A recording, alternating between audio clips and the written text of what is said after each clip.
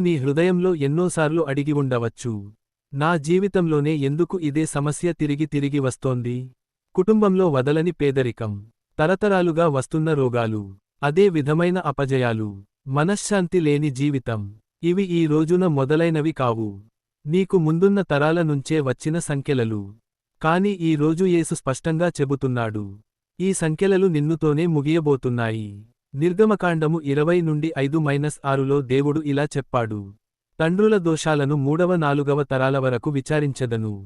కాని నన్ను ప్రేమించి నా ఆజ్ఞలను గైకొనువారికి 1000 తరాల వరకు కృప చూపెదను.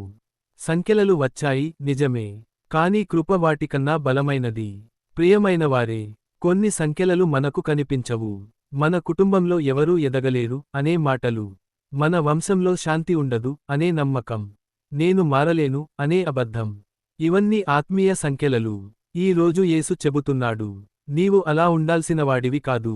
యేసు శిలువపై వేలాడినప్పుడు ఆయన నీ వ్యక్తిగత పాపాలకే కాదు, నీ కుటుంబ తరతరాల శాపాలకు రక్తం చిందించాడు. గలతీయులకు తెల్లవారుజాము 3:13 న్యాయశాస్త్ర శాపం నుండి క్రీస్తు మనలను విమోచించాడు.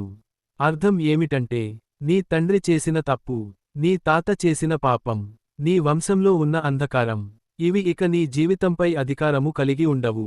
ఈ రోజు దేవుడు నిన్ను ఎన్నుకున్నాడు. ఎందుకంటే కుడి చూపుడు వేలు నీ ద్వారా ఆ సంకెల తెగాలి.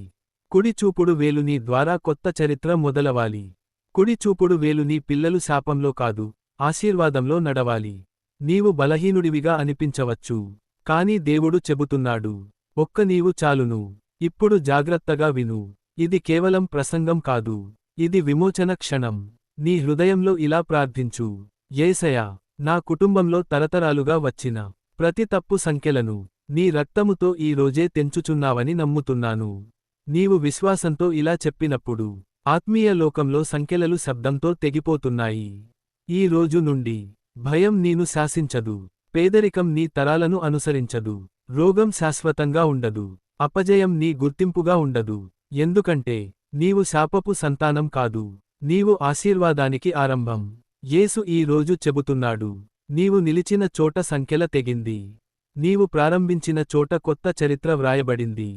ఈ వాక్యాన్ని విశ్వసించి స్వీకరించు. నీ జీవితం మాత్రమే కాదు, నీ తరతరాలు మారిపోతాయి.